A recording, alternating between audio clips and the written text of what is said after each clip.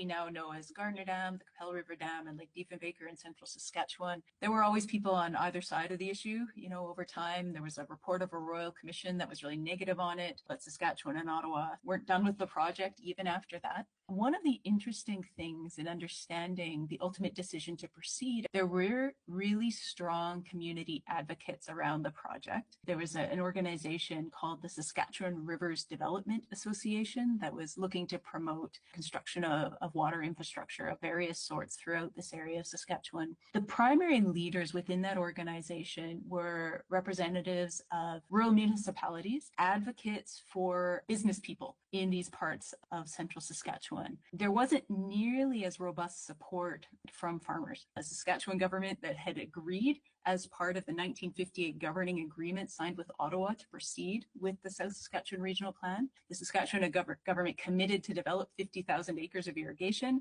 and the farmers in the targeted area were like, no, we want to stick with our dryland model. This became a really sustained and intractable conflict. Part of the critique that dryland farmers who wanted to persist in dryland farming brought to bear on the project is that irrigation changes the form of agricultural production. It's a really different model in terms of work.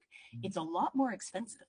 So you may get higher returns, but the investment is also sky high. Who does very clearly benefit from investment in irrigation are the firms that are involved in construction. There's opportunity for engineering and construction work that just otherwise wouldn't exist. It can serve to change population distribution in ways that create opportunities for business of various sorts. Irrigation, historically, it's been seen as a really strong economic motor, but farmers who are skeptical often say, but how much actually ends up in our pockets? And I think there's reason to think hard about that question.